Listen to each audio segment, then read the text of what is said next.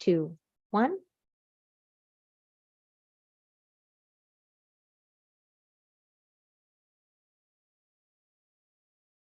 Good morning, everyone. Hello. I am thrilled to see all of you who have joined us today.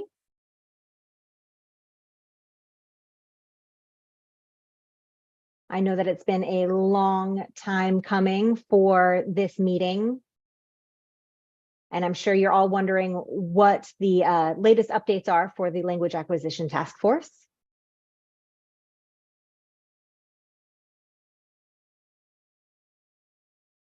I have a few things that I want to go over first.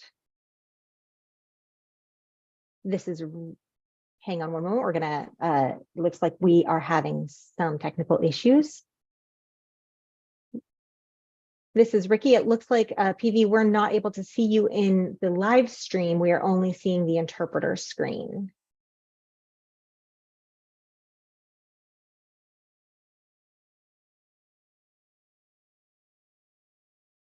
Sometimes it takes a moment to show up, so hang on one moment. This is PV.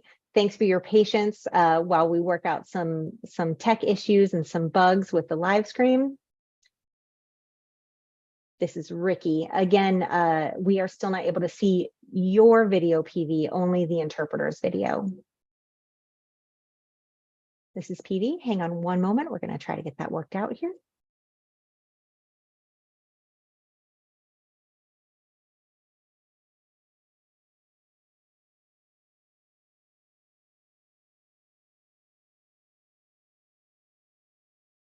Okay, PV, we can see you on the live stream now. Let me make sure that the interpreter is seen on the live stream. Hang on one second. Okay, the only video I can see now on the live screen, or on the live stream, is PV. I don't see the interpreter any longer. Okay, now, so that's interesting. It has switched. Now I see PV and the interpreter, but not two screens side by side. This is PV speaking. Apologies for our late start. We have some tech issues that we're getting worked out. Thanks for your patience.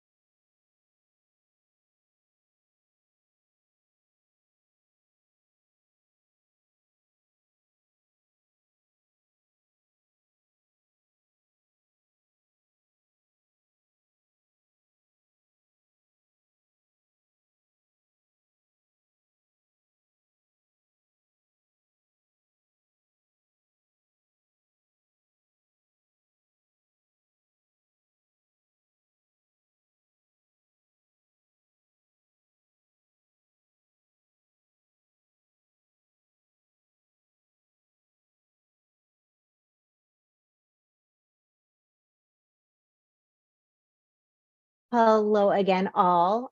Our apologies for the delay. Thanks for your patience. We are trying to get some tech issues worked out with the live screen. We want to make sure that those watching on the live stream on YouTube can have access to everything, to all of the information that we're going to be sharing. So we're doing some work on the back end here to make sure that our meeting is fully accessible. First, I want to make sure that we have communication set up and ready for those who are in the meeting. So if you are in need of captions, you can click on that caption button at the bottom of the Zoom. We've also provided multi-pin for everyone in the meeting. If you don't see that function available to you, please let me know.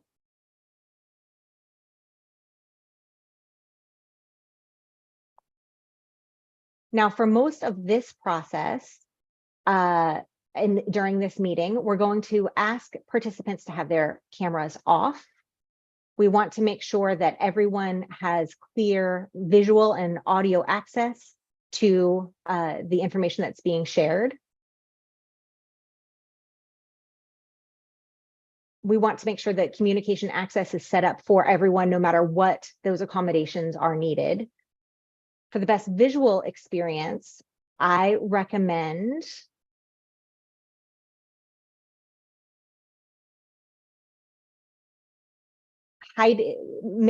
choosing to hide participant videos.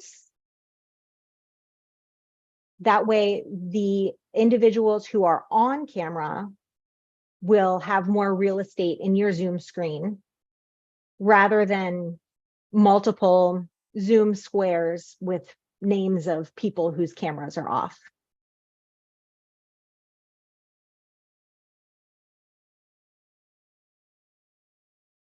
Now, the purpose of this meeting is to provide everyone with an update. We did complete the final language acquisition task force report in June of 2022. The purpose of this meeting is to bring you up to speed with what ACDHH has been working on since the publication of that report.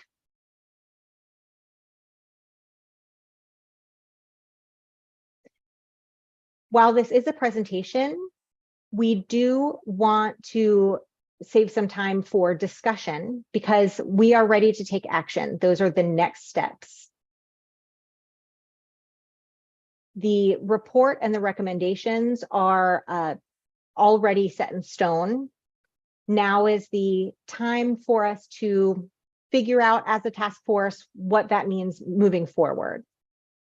We do have a Q&A set up at the end for anyone participating to offer questions or comments.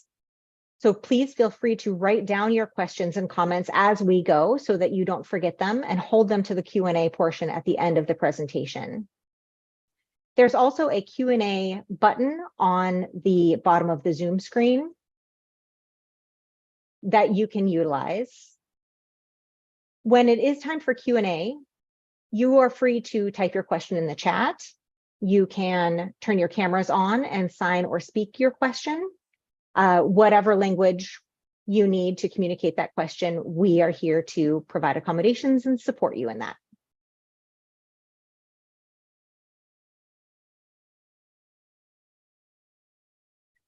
We're going to start off today by providing a summary of what actions we have taken since the publication of that those task force recommendations.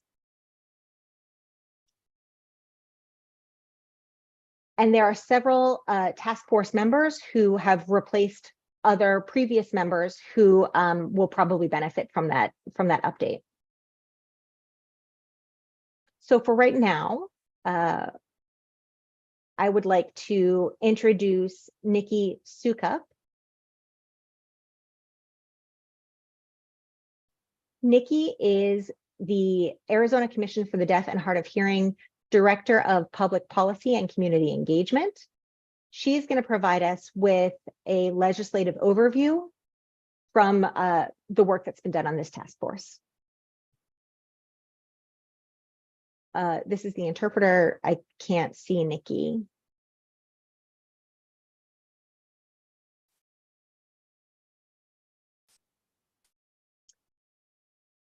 This is Nikki speaking. Thank you so much, PV, for the introduction.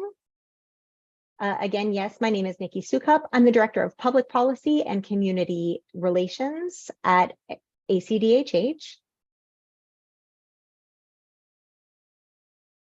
Now, the task force was originally set up back in 2021. And that was born out of some legislative statutes, specifically SB 1092 in 2021, that charged ACDHH with implementing, developing, and supporting the statewide newborn child hearing loss screening program.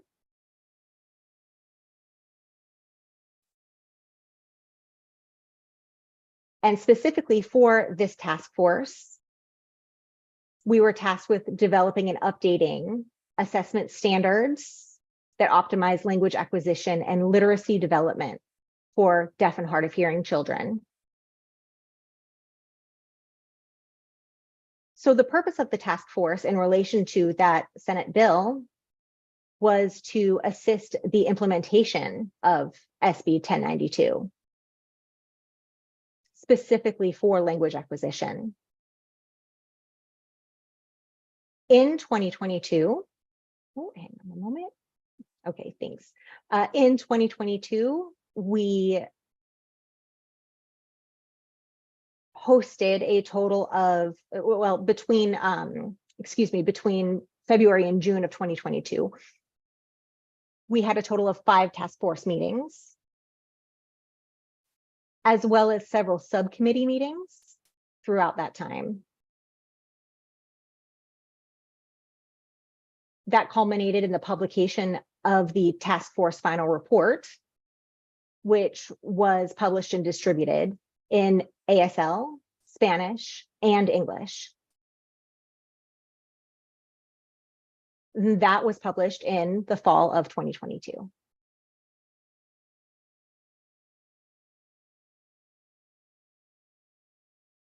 Now, as far as legislation and policy, there were several recommendations that were born out of the task force that could potentially require legislative action.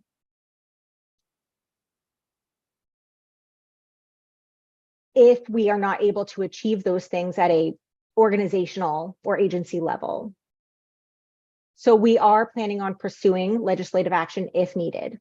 So for example, if any additional funding or appropriations are needed for programmatic or staffing needs, if there's a need for enforcing a common data identifier to be used between agencies, an interagency identifier,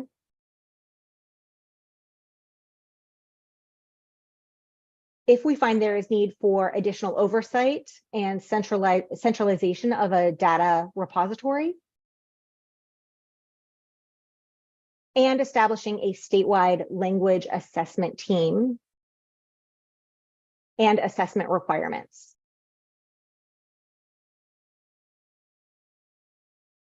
Now this year, we are keeping a close eye on some other proposed bills that may affect the ongoing process of the Language Acquisition Task Force. Let me get that information for you. The House just yesterday passed an amendment that was sponsored by Representative Willoughby, and that's House Bill 2137. That bill requires intergovernmental agreements, excuse me, for early intervention programs and services, specifically through AZIP. for infants and toddlers with developmental delays to include the initial individualized family service plan, and to include information to families for all intervention levels based on the assessment needs and the outcomes for that particular child. That is to make sure that families are getting holistic information about their child's care. For language acquisition resources, they did include American Sign Language, manually coded English, cued speech, speech reading and listening, and spoken language. So we are continuing to keep an eye on that amendment and any other legislative bills that could potentially impact the task force. We are, of course, with your help and your support, developing our own recommendations and our own discussions. So we are excited to see what comes out of these meetings. Now I'm going to turn it back over to PV. Thanks so much.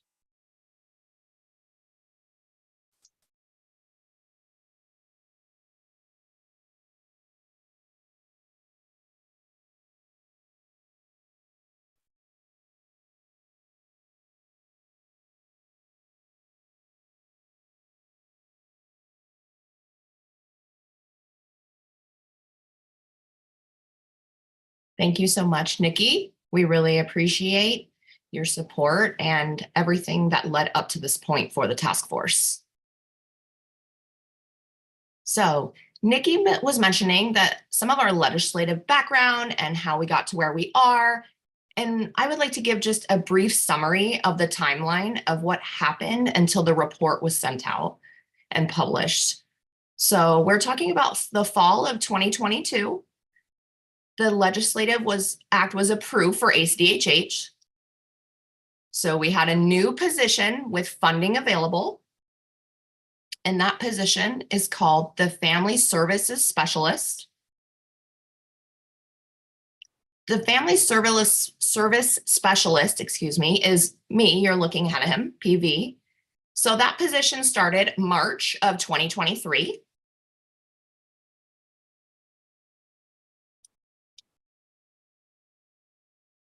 So when this position was set up, then I was ready to really get to work.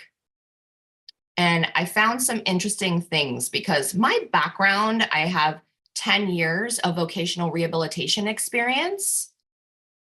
And that includes 5 years of supervisors, actually. So at that time, there was a lot of federal and state and local and government laws and programs and policies that were in place. And several different systems were involved.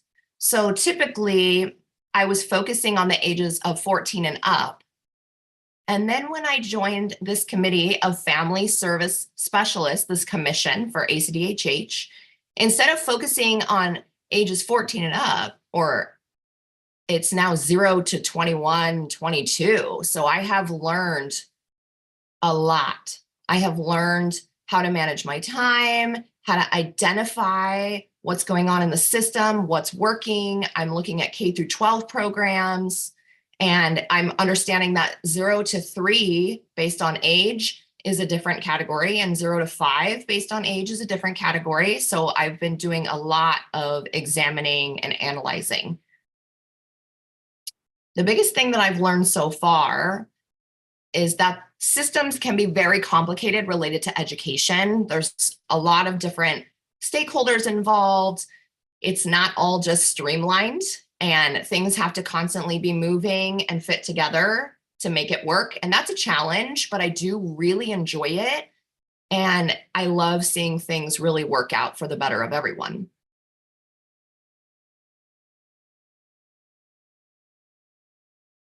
So we have basically 3 new key aspects involved. So I'll give a brief review of the task force report and what that all includes and what that looks like. So some of you know people who have caught up, they know the background, they know what we're discussing, and you'll understand that later in the presentation. But the task force has 3 key aspects that we want to discuss. And this is what we're here for. We're here for data and also demographics. Secondly, we're here for systematic connections, interpreter error. And lastly, we are here for assessments and review. So those are the 3 key aspects and classifications that we were looking at in our data and reporting. So we have a general theme for each one of these 3. The first one was an assessment review. And that's where we discussed if the assessments were the same all over the states, if we needed increased training for assessments, if we had people who were observing different languages and assessors. Secondly, was systematic connections. And really the theme, we just wanted to make sure that we were maintaining good agency partnerships and we were all working together. We wanted to improve the strength in transitioning services from birth to 3 to 3 to 5, all the way until K through 12 when children are in education system. So we want to make sure that the information is more accessible to families, different agencies, screenings, audiologists, other medical professionals out there in the field. And third, the theme was data and demographics. So that's a central place where everything can be put together, where we can figure out data, where we can analyze, we can see what it all means, we can interpret the data for future needs based on what we see. And we have that agency sharing agreement. So that helps us with our stakeholders involved so that we can all share data and we track across all different ages. We want to know what your degree of development is and what that looks like.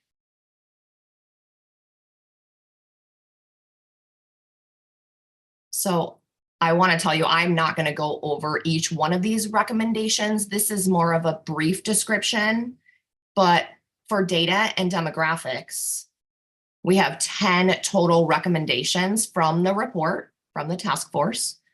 And these we felt were the most highly recommended and important key data points. We needed to collect data. We needed to analyze that data to make sure that that data was valid and reliable, and that we were able to set up and apply that data into action. And also in the system, you could see that things weren't really meshing together well, but with the data sharing, things are going much more smooth. We had, data from different agencies collecting, and then we were able to put it all in one central location. That way we had the system running smoothly all at the same time. So also, we're talking about research and analyzing. So that is something that includes more of the financial aspect, more of the staffing, maybe requirements that need to be added if we need the legislatures involved and what that process looked like. For systematic connections, there were 3 recommendations.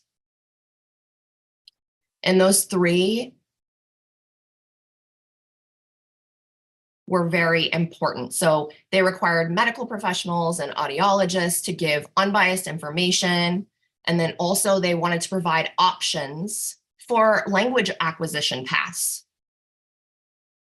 Also, they wanted to make sure that the family has that connection from birth and having a screening and then re-screening and then having a referral to family services through early intervention.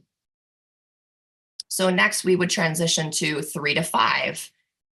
That would be the next service in place, or it could be K through 12 services, depending on the age of the child. We would provide training for screenings with professionals and provide the information for how to get in contact with them. Understand that the hearing screening professionals, they would be the first family contact, and that's key. That is incredibly important to be able to get them in connection with those professionals. So the third was the assessment review for recommendations. And this was a theme from each of the 7 recommendations that we put together. So a few of those 7 recommendations focused on what assessments were being provided, who was providing those assessments, and how exactly those assessments were provided, and how that data was collected specifically from those assessments that were given. And there was some interesting notes with this, with the assessment and review.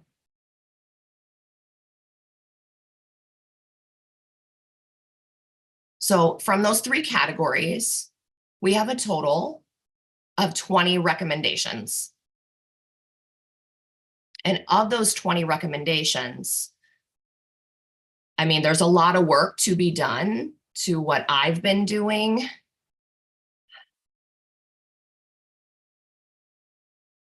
So first of all, I mean, I am the family specialist roadmap. So I created the family services roadmap.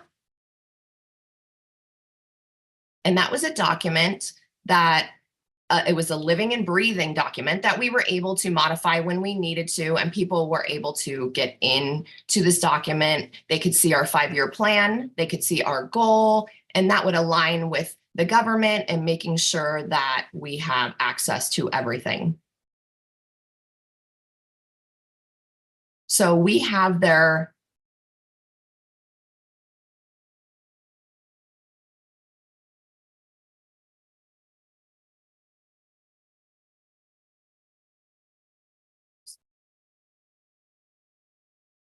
So we have a government requirement that has a lot of different rules, and the agency's goals have to align with the government requirement for the state, the initiatives. So we have to make sure that those initiatives are aligned. Plus the roadmap would provide a strategic plan for how we would meet all of those 20 recommendations in the initiatives.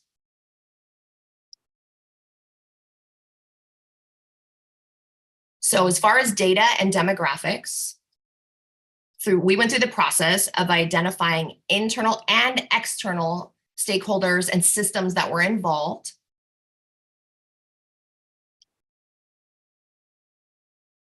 So the stakeholders were identified, and that was the Department of Education, special education specifically, that department, OELAS. So that means the Office of English Language Acquisition Services. And to be quite honest, I didn't even know that existed. So I've been talking with special education department, and they said, oh, we have OLEAS. And I thought, oh, wow. I thought it was going to be really complicated, but I realized it was a beneficial partnership. So I took advantage of partnering with them as well, and them being a stakeholder involved, because we want to see if there are people who would qualify for EL services, if they're young and if they're able to sign. It was definitely a challenge. There was a little bit of resistance through that process, but we were able to work through that. So I also connected with DDD. So that's the Department of Developmental Disabilities. And they know there are kids with multiple disabilities, hearing loss, et cetera. So we were able to partner with them and add them to have support for our task force as well. And now we have DCS, and that's the Department of Child Safety. And I want to let you know why they're involved, because I was having a conversation with someone high up at DCS, and they had said that there was about 6 months and 326 kids that have identified as hearing loss. So education services, if they pull them from the family, then where's their education access, and if they're going to be with a temporary family. And I wasn't sure about that. So we were able to identify that gap in services. So I took advantage of that as well with DCS.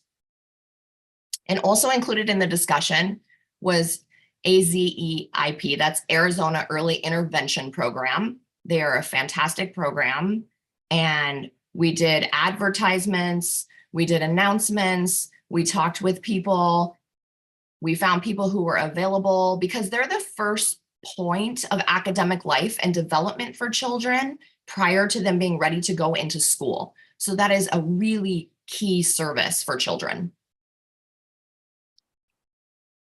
Now we have Hearing Foundation, and they are important because they're part of the ACDHH, and that's early hearing detection and screening process. So we partnered with them and I was able to set that up. And then of course we had a discussion with ASDB, and that was about 80 to 82% of children with hearing loss through Arizona School for the Deaf and Blind Services. I also wanted to include Raising Special Kids, that's RSK. And they were involved with any referrals for early intervention services. And that was through RSK, Raising Special Kids. So we definitely took advantage of that referral service that they provide. And we have learned quite a bit and had some extensive discussions about policy and processes. And all these agencies are very different. Like there's different zip codes, different counties that they cover. So it's really neat to see that. And then we had a discussion with the Deaf Blind Project. And they were involved because we have about 175 children under 13 that are in that deaf-blind category. So that is a pretty significant number. So we need to make sure that they are included in that partnership. And then we have CCMV. We're just going to switch interpreters. Thank you. We have CCMV.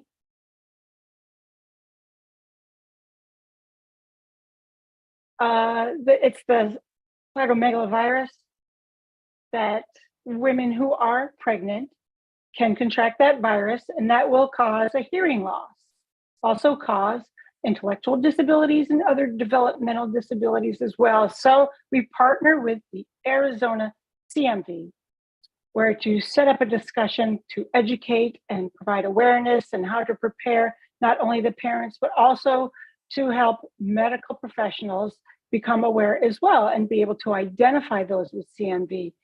And we believe that that would assist in screening those newborn babies as well and make sure that they are stable too. And last, but certainly not least, of course, is the Arizona Department of Health Services. They oversee the hearing screening program for newborns, plus K through 12 children in the school system, and they require ongoing screenings. And we have been in contact and discussions with them as well. Through my process of learning, I have, yes, missed some things. However, I tried to learn different organizations, who is responsible for what, and who are the key players. For example, the screeners who do the infant screening, newborn infant screening. We've worked with DHS, Department of Health Services, and they have what is AZAAP, Arizona American Academy for Pediatrics. And they have a contract with DHS, and they are responsible for training the hearing screeners at the hospitals. So also they keep midwives busy for doing screening and provide training for that as well. Plus they do actual screening and testing and then report back to DHS. They identify the gaps. So we identified gaps there, and we've been in conversation with them as well. Another area that we've noticed is where is this training being provided? And it's not consistent, but it actually depends on the zip codes.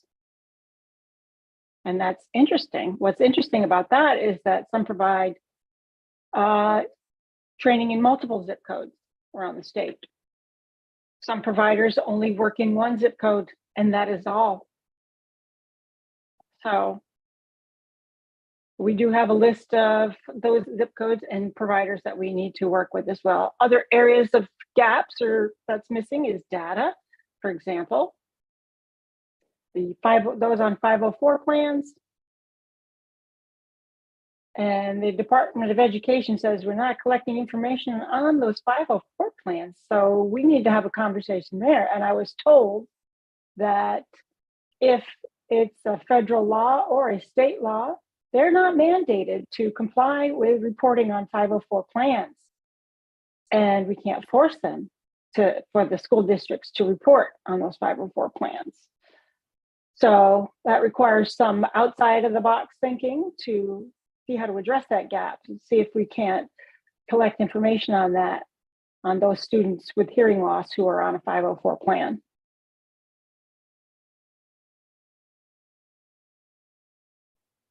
Now for data, we need to make sure that we are making decisions based on the data, evidence-based data. And to make sure that our decisions are supported by the data and then make those recommendations. So how is it that we can make decisions without data, honestly? That has been a challenge that needs to be addressed. So one of my roles has been to figure out how to collect data, which data, and how to set that data up so we can share it with the important agencies and stakeholders. For systematic connections, the recommendations there, again, Department of Health has been integral in discussions, as is ACDHH and their contract for training the screeners. We also have what's called the ICC Interagency Coordinating Council. That was quite an interesting council, I found. And to be involved with their subcommittee is the family engagement. We've been working with the ICC to help with more positive education and counseling for those who are deaf and hard of hearing youths. We've also been working with Disability Rights Arizona. You know them as ACDHH has been working with Arizona Center for Disability Law. They have since changed their name to Disability Rights Arizona. For the gaps identified, we found gaps on 0 to 3 population. If a baby was born out of state and then moved into the state of Arizona, we want to know how we can contact those individuals, those families with those babies. And for ages 3 to 5 who are qualified for the early intervention services, but do not qualify for special education and preschool, what do we do about those children? That's a challenge. We've noticed both in-state and out-of-state have been a challenge. So how do we reach those kids and make sure that they are receiving services? Another challenge identified is transition from Part B, early intervention services, to Part C, which is K through 12 in the school systems. Transition is not a smooth process, and parents are often confused and frustrated because they try to understand what the difference is and where are the limitations and why there are limitations. And it's greatly confusing for families. So we've had a conversation with the Department of Child Safety. Again, we have identified 326 kids with hearing loss in the last 6 months. What is their education? What is their access? We really don't know. So most of those who are responsible only for providing placement and food and making sure they are safe and not abused and that they are cared for and not in danger. And then they figure out their education after basic needs. So we wanted to make sure that those are not deprived of their educational access, but they are also receiving language acquisition. So we have identified areas of training as well. For example, ACDHH, they are the hearing screener trainer professionals. We've spoken with them and provide a family perspective and a parent's perspective to feel what's it like to go through a hearing process, a hearing screening process with a baby, and the perspective of the provider as well. So we've talked about the training of the medical providers for these special children who move from out of state. And the medical providers are now aware of the AZIP access and what are the questions and comments needed for that population of deaf and hard of hearing kids. Part of what we've done with family services as well is the information and referral that we've developed that internally.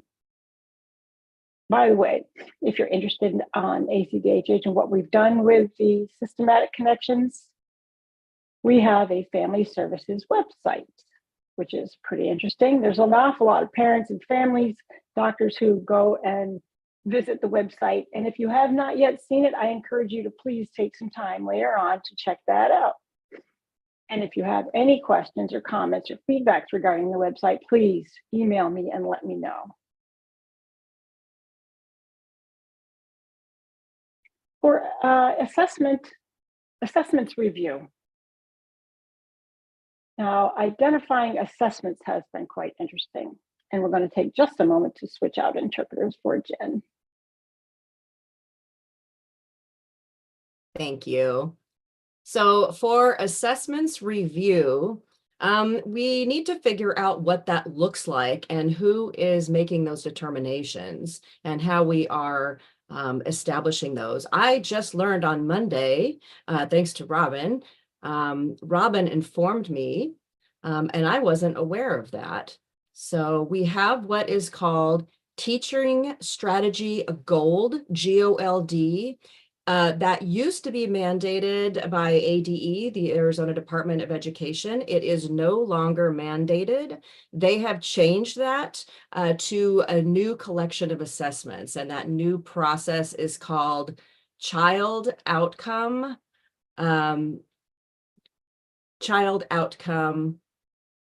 Summary.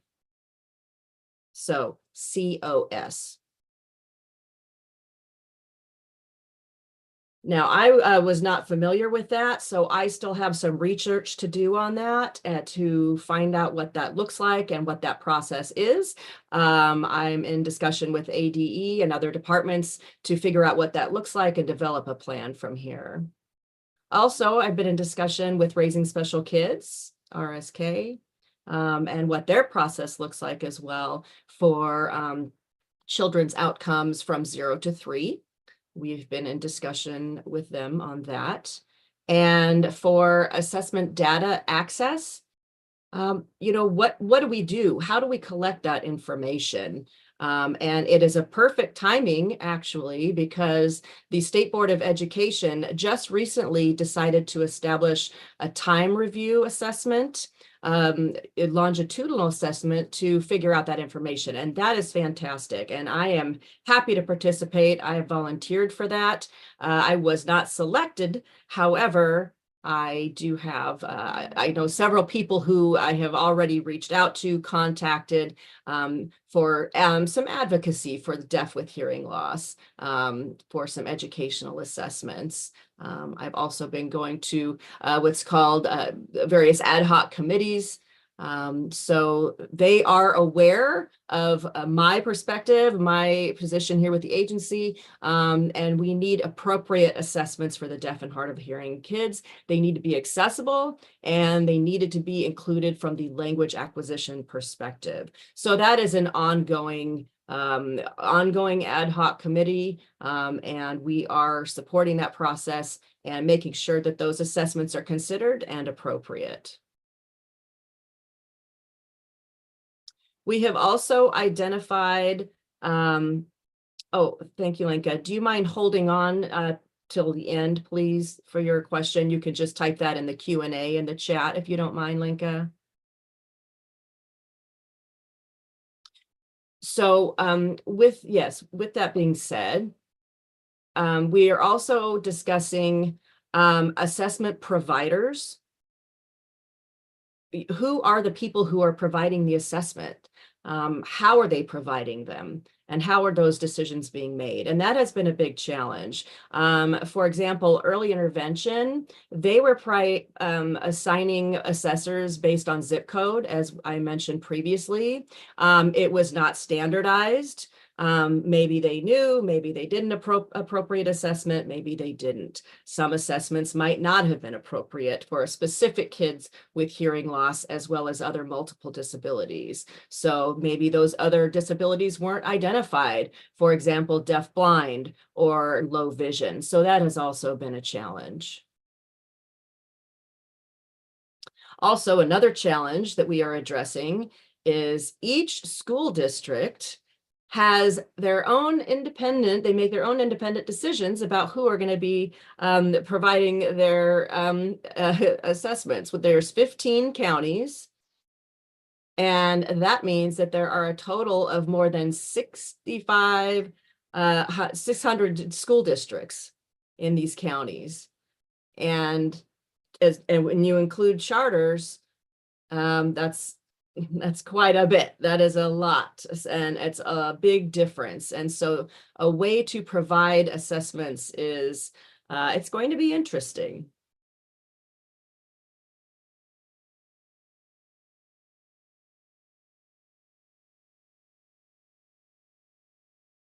Okay, so now the now the fun part, the survey results. I had you fill out a survey prior to the meeting. I was wanting to know, what is your perspective? We got several responses. We want to know people's perspectives, and it's interesting. I will share that with you. Most respondents wanted, we're focusing on these key 3 areas. Systematic connections.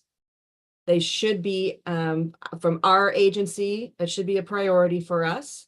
Well noted. Secondly, oh, excuse me, I got that wrong. The primary one was assessments review. That was the #1 of the 3 key areas, and that was 57%. The second highest was the systematic connections. And the third key area that should be a priority is data and demographics. However, I'm going to show you another interesting question.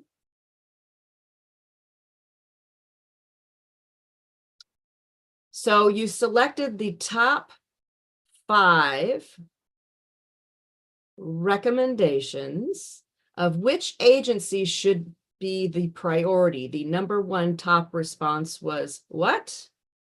Was validity and reliability of the data collection and analysis. Very interesting. The second one was the collection time and coagulation of all the data, the collection of the data, and how that data is applied, and what the trends are. What trends are we seeing based on that cumulative data? The third one was securing additional funding. When we collect the data, we want to follow that up with training and how to apply the data. The next one that we saw was to establish a statewide assessment team for the deaf and hard of hearing youth. Those 3 were the main categories. However, what was interesting, you remember previously on the survey, it talked about which key areas to focus on, and the first one said was assessment review was the top one. However, for the top recommendation, the most weighted was on the actual data and demographics. So we have 3 weighted responses. However, there were 7 total responses as a priority that said that data and demographics was a priority. So that was kind of interesting. Now we have for systematic connections, there was no weighted response, but we did have 1 response for the recommendations for that area. Now for assessment review, we had 1 weighted response, but 5 total. So that means is that even though people identified assessment review as a priority for the key focus area, the recommendations were requiring more focusing on the agencies for data and demographics.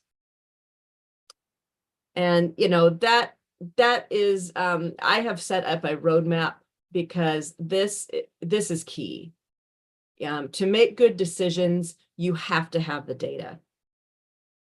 If you don't have the data, you can't make those decisions. So my job is to figure out how to receive and analyze the data.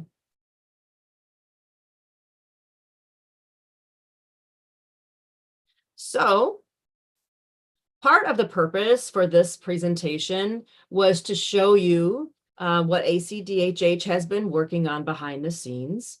You know, it has been 17 months since the last report. And now so I wanted to inform you of what we have been doing behind the scenes.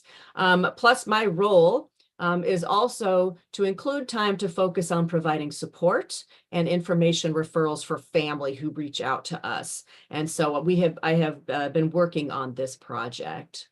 So this meeting is not only for transparency and accountability, it's also to show that we will be setting up future meetings with all of you involved. And my role here, my job, is to collect all of your feedback, all of your suggestions and recommendations, take that back to the agency and figure out the best way to move forward and the best strategies for addressing these areas with various agencies. You know, Nikki and I have worked with legislative policy directors. They have given us a lot of guidance on how to proceed and how to gather what we need to satisfy these recommendations. Another purpose for this meeting was to show you the data, what we have been doing, what we have been working on, what our next steps are, and report to you as a task force what we are doing and what we have been doing up until this point, as well as what we plan to do moving forward. Also, another possible consideration is, do we expand the task force to include other organizations who might not have a role in this? And so that's also something that we are discussing for the next meeting. One thing that I would like to do is, you know, once this meeting is over, I would like to send out a mass email to everyone and ask for your preferences as far as a day and time to meet, what your schedules look like, how often you would like to meet, if we want to do this annually or biannually, every 3 months, every 2 months.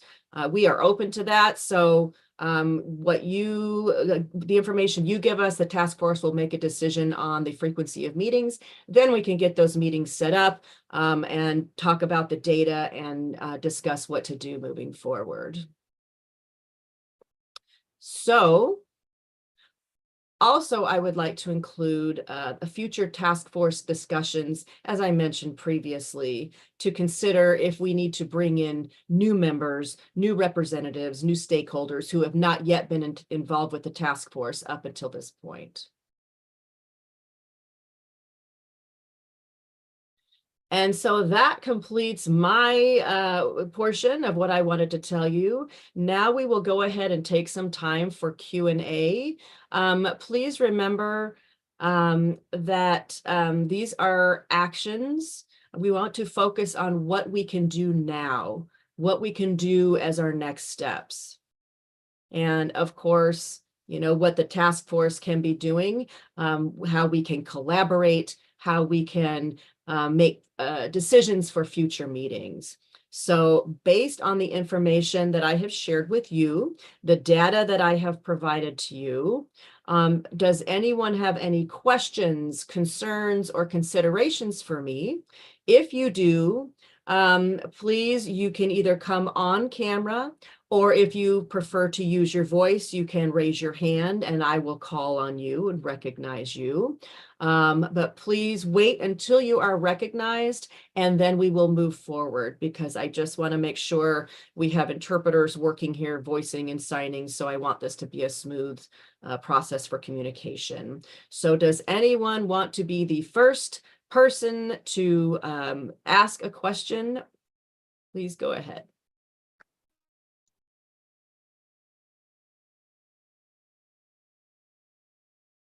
I see Lenka in the chat has added some information about the COS, and I see your hand is raised. Perfect timing, Lenka. Please go right ahead. Good morning. My name is Dr. Studnika, and I do work for the Department of Education in our Early Child Special Education Unit. And you are absolutely correct. The teaching strategy goal, it is not only one mandatory assessment, ongoing progress monitoring tool. We have more, and I placed all that information in, and also our contact if you have more questions. It's all in chat. Thank you. This is PV. Thank you, Lenka. Wonderful information. Another person shared that information with me as well. I obviously have some homework to do, so I do appreciate that. I'll be taking a deep dive into that COS and how that could potentially impact the task force, as well as how it could implement our recommendations and follow through. So thank you for sharing that. Great information. Any other questions or comments regarding the information that we have reported to you today?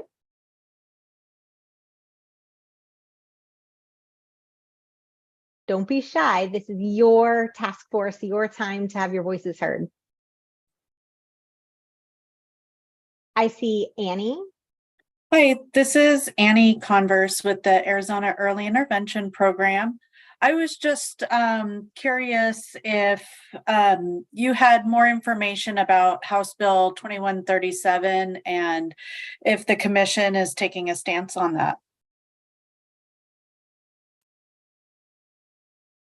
This is PV. Great question. It's a perfect time for Nikki to jump back in. Nikki, are you still on the call? Are you available to make some comments there? And this is Nikki speaking. Sure, happy to comment.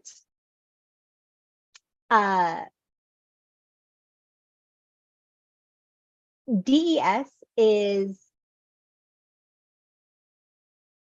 has the Director of Public Communication is sponsoring that bill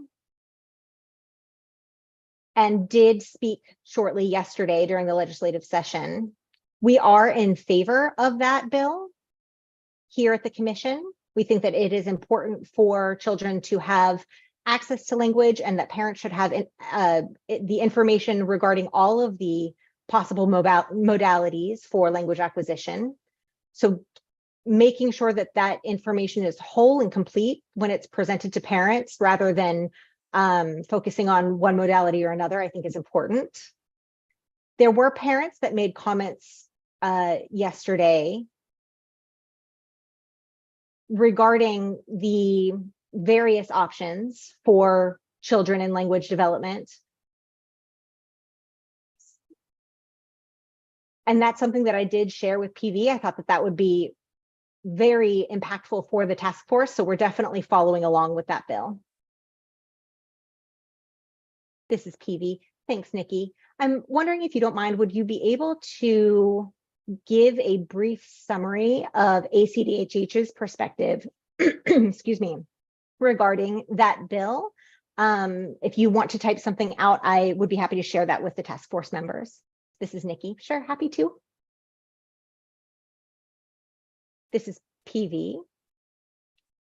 I encourage everyone here in the task force to learn more about that bill and any other ones that are impacting our work. I do see the comment in the chat that that we should be taking a look at that and staying abreast of what's happening in the legislature. I'll make sure to follow up with Nikki to get that summary and send it out to everybody. I also see a comment from Flint Fears.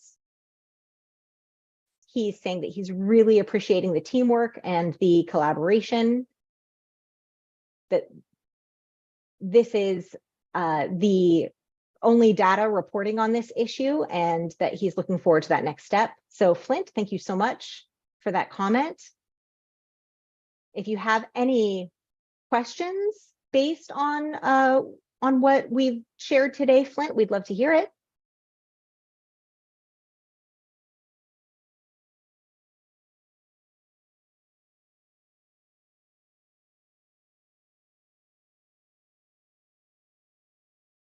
Okay, hearing and seeing none. Oh, I see Jennifer Scarborough is with us. This is Dr. Scarborough.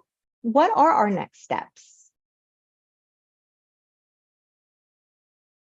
I've seen the information that has been shared in this presentation and what the task force has developed. I see that we have a good handle on the system impacts, but as far as the recommendations go, are we planning to act, or what exactly is the plan from here?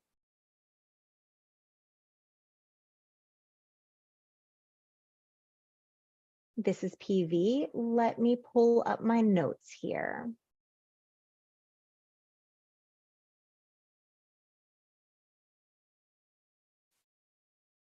Based on the 20 recommendations that are in the final report,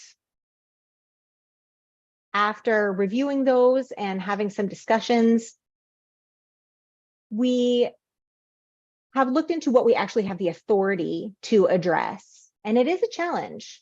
I've had some very interesting conversations. For example, let me see here. One of the top 5 priorities that the survey showed that we want to work on is going to require getting necessary funding to implement additional staffing, analysis on assessments. And of course, that's going to require additional funding to be able to achieve any of those goals. We're looking into grants. We're looking into the EAR Foundation potential funding, the Department of Health Services, if they are able to partner from a financial aspect.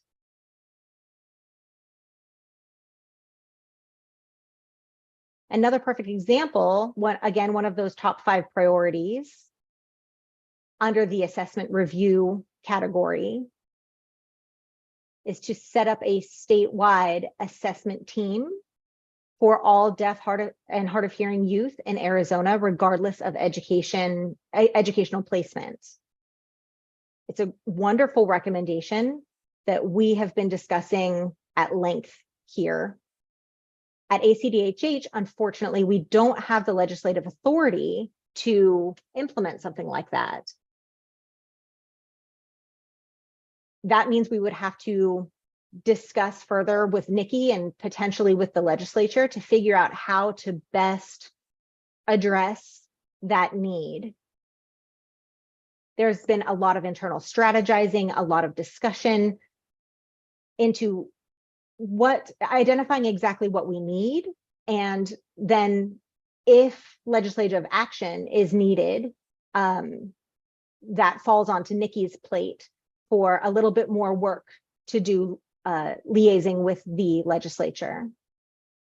So to get to Dr. Scarborough's question, as far as next steps, there seems to be 3 of those weighted survey responses regarding within the data category. In my opinion, if we focus on those 3, figuring out how to gain access to data, that will require some data sharing agreements between the 5 or 6 different agencies that are stakeholders in this process. That is one of my next priorities, to investigate what that system and process would look like, what would be required to make that happen. We're also looking into additional funding allocations to be able to analyze the data that we are able to collect. I am unfortunately a one-man show here. And of course, that even though I'm essentially like a one-man army that is growing, right? I'm getting more and more partners every day, speaking with directors and assistant directors of various organizations. Nikki is heading up the legislative branch of trying to make contacts to get partners to make these recommendations a reality. Our immediate next step is to set up those data sharing agreements with the 5 or 6 different agencies. If you, Dr. Scarborough, or any other task force members have suggestions or even a preference about what action we should take as next steps, I am absolutely open to your comments and your suggestions. I would love that feedback.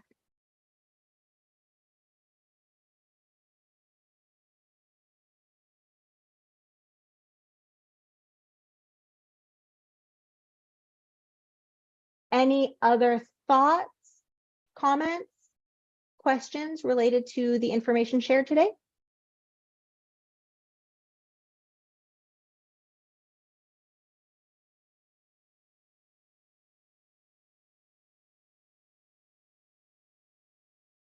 All right, seeing none, I want to open the floor to Nikki once again. Do you have any comments about the potential legislative action or choosing those 5 prioritized recommendations? Happy to turn it over to Nikki.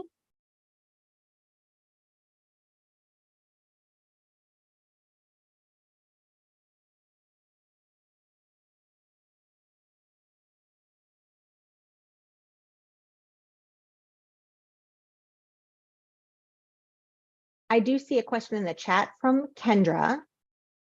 Thank you for that question, Kendra. She asks, is ACDHH willing to work with ASDB and the EAR Foundation to move things forward? And the answer is a resounding yes. We are always happy to partner with any of the organizations and stakeholders involved in this task force. So please feel free to reach out to me and we can discuss what next steps might look like and how to, again, how to move this process forward.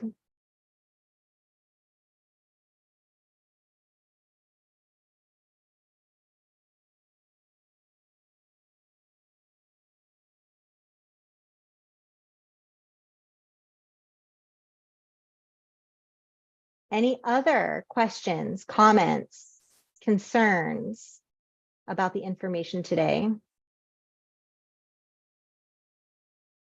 I'm seeing a comment in the chat from Flint Fears. Flint asks, is it possible to look into a grant from the Department of Ed focusing on assessments and data? The answer is yes. We have been in discussions with the Department of Education. Right now, the Board of Education has an ad hoc committee that is reviewing what assessments are appropriate for special education. It's perfect timing and aligns with our goals here because we have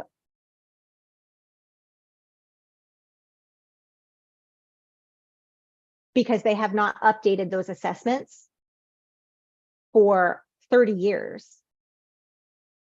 So again, great timing that they are looking into reviewing that and having those discussions. I'm in a little bit of a holding pattern, waiting for that committee to make their recommendations to the Board of Education. I'm waiting to see what they approve, and we can, of course, add that information to our discussions in the future. Whether we're going to get updated assessments or replace those assessments with new ones for the districts and LREs.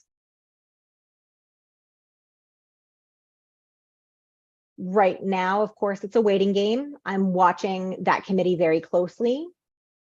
I've been meeting with several of the committee members to make sure that they are aware of the needs because of the sensitive nature of language acquisition and assessments for deaf, hard of hearing, and deaf-blind children.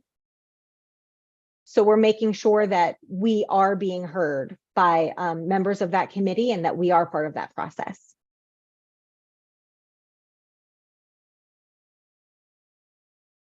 And Flint mentioned, thank you, PV. You are welcome, Flint. Any additional questions? I'm open to suggestions as well regarding what action we should take next and where our priorities lay, if anybody has ideas about that.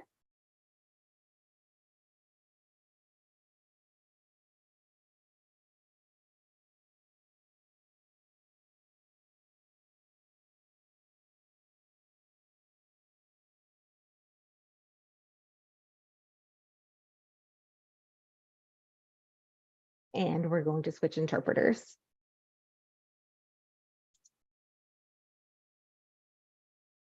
This is PB. So I am hoping that we can meet all of your goals for today. Okay, I do see a comment. It's from Kendra in the chat, and she mentioned, I think before we can move forward, we need to look at the systems connections to make sure that we are all on the same page, working toward the same goals. Kendra, do you mind actually coming on and expanding more a little bit, please? Can you see me and hear me? Okay. Yeah. As state agencies and as nonprofits and as public companies and private companies, I think everyone has their own reason for being at the table. And I don't know if they always align. Sometimes while we're all, I think, in this together and theoretically want what's best for kids, because we all come from different types of agencies, some of what we are mandated to do by virtue of the agency we're employed by might be in conflict with what this greater group wants to do. And so I think until we talk about the elephants in the room and really get down to business here, because the primary players in this that probably have the most influence from my observations are ACDHH, ASDB, AZIP, ADE, and Department of Health. And until they're all on the same page publicly, I don't know how much will ever get accomplished. And I hope that's not too controversial, what I've just said, but I can't let this meeting close without saying that. We have to all be very open. And if we disagree, we disagree. That's okay. But if we keep having these meetings and not really talking about what we're all able to do, not able to do, willing to do, and not willing to do, we're wasting our time and the taxpayers' money. And I don't want to do that. So I don't know if that helps, Phoebe. Yes, thank you. So as part of the task force, what actions are recommended, or what do you think we could do to approach that situation? I think the powers that be need to get in a room together and talk. We all need to get out there and, all those entities I just mentioned and others that I might be missing. And let's talk about what goals we really have and what constraints are real. We work, a lot of us, for state agencies. No matter how much I might want something, I might not be able to promote it or support it. You know, you might come to the table, PV, and really want to do something, but by virtue of being employed by ACDHH, you can't. We're all in that position, all of us. And so we've got to talk about those real constraints, what is in our locus of control as individuals and as a group, and what's not. I just really think that's key to being able to move forward, is truly identifying what we all have going for us that can allow us to move forward, and what obstacles that we all have, and how we might be able to work together to get what we all want here. I don't think that's debatable. We all want what's best for kids. That's why we're here. So. This is PV. Thank you, Kendra. I really appreciate your comments. And I see in the chat that Lila says, I agree with Kendra for that perspective in the 0 to 3 or 0 to 5. But the needs and connections, data, and assessments are very different for school age children. Yes, I do agree with that as well, Lilas. And I am happy to schedule a broad table discussion with Kendra, with your comment, with ASDB, with Department of Health Services, with Arizona Commission for the Deaf and Hard of Hearing, with AZIP, and with the Hearing Foundation. So that's one of the things that I can do, is I can set up this meeting. I can reach out to all of those agencies you recently mentioned, and we can implement something so that we can get those key representatives involved in a discussion. There are some things through ACDHH, there has been a challenge with either or both needs and legislative support and funding. So that's part of where Nikki's role comes in as well. So don't be surprised if she's there at the table as a stakeholder, because there are things that you will want to do that ACDHH can't necessarily do, because we don't have the legislative authority to be able to do that, or the funding. So we have both of those kind of in the way. So it is important for us to be able to recognize and identify again. And that's why we have those recommendations. That's why I asked everyone to be involved in the survey and to have up to those 5 recommendations. So that's what I'm kind of splitting out and dividing, and I'm trying to prioritize those. It seems that most of those who have shown up is through the data. So for us to be more effective moving forward, we need data. And everyone seems to need more data.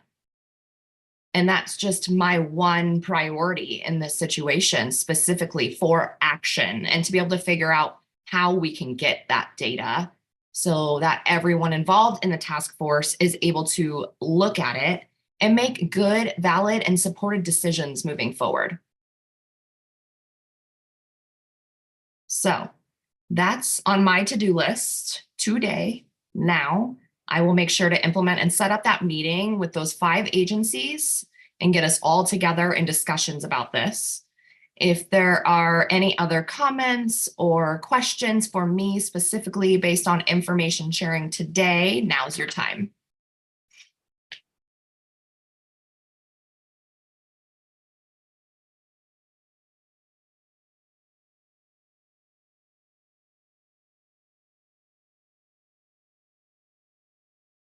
Okay, this is PV and I'm not seeing anything. So I think what I'm going to do is I would like to give you your time back. So I want to say thank you so much for your involvement today. Please keep in mind that I will be sending out a follow-up email for what your preference is for meetings moving forward, as in we need days and times. And we would also like your feedback based on your experience for this meeting today, and let me know what you're looking for in the meetings moving forward. It's very important that you respond to the survey that I send out, okay? And of course, if you have any questions, concerns, any of that, please feel free to email me directly. And my email address is there. You can see it on the screen. And Nikki's email contact information is there as well. If you have legislative questions involving Arizona Commission for the Deaf and Hard of Hearing, you can get in contact with her. And I look forward to talking more with all of you. And I will follow up with you individually as well. I hope everybody has a wonderful day, and I will see you all next time.